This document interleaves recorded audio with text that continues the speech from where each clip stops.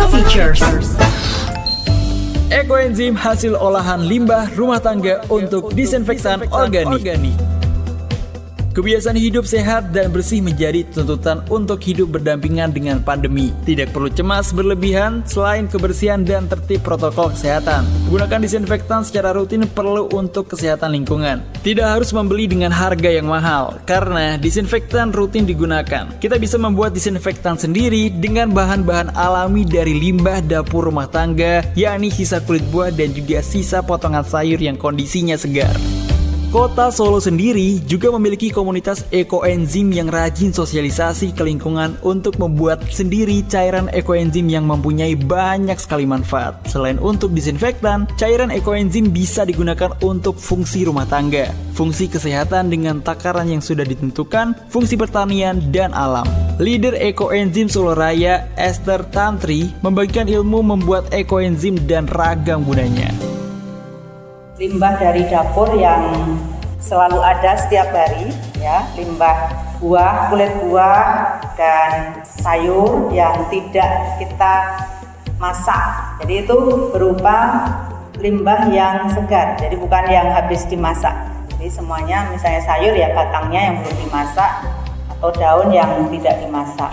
Nah, itu difermentasi selama 3 bulan.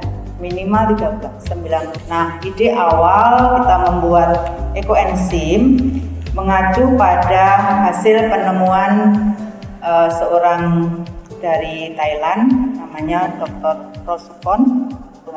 Nah, ada komposisi yang harus dipatuhi, ya, pakem fermentasinya itu adalah 1 unsur gula, ya, selain gula pasir dan gula batu. Jadi boleh gula Jawa, gula aren, gula merah tebu, dan molase. Molase itu tetes, ya, limbah juga. Kita memanfaatkan limbah. 1 unsur gula, 3 unsur bahan organik, sampahnya itu 3 bagian, kemudian 10 bagian air. Nah, itu gambaran garis besarnya seperti itu. Lantas, berapa biaya yang dikeluarkan untuk membuat cairan ekoenzim?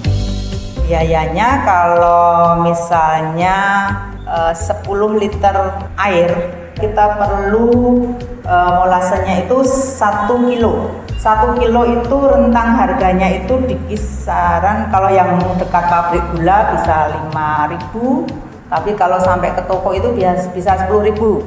Bahan organiknya kan kita memanfaatkan yang di rumah. Kalau alasannya nggak punya bahan itu, kita bisa ke tukang rujak minta. Tetapi yang membuat orang malas membuat adalah nunggu waktunya lama dan kesannya itu ribet.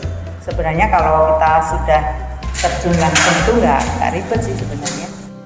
PMI Solo Raya sudah menggunakan ekoenzim ini untuk penyemprotan keliling disinfektan. Apa saja manfaat dari ekoenzim ini? Relawan ekoenzim Solo Raya Lani Aditya menjelaskan manfaat ekoenzim yang sangat banyak dan berguna bagi kehidupan sehari-hari. Ekoenzim ini memiliki manfaat yang banyak sekali. Ya, hampir semua kehidupan kita itu sebetulnya membutuhkan ekoenzim.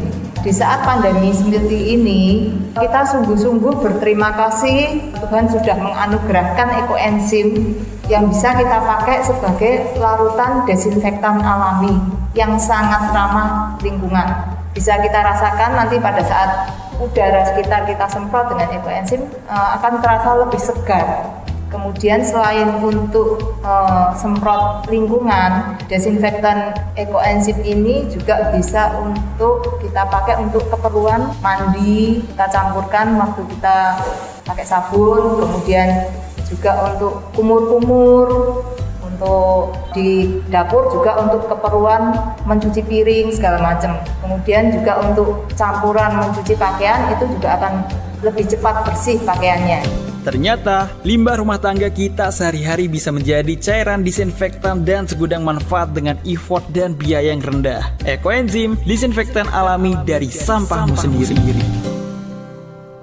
Meta Features.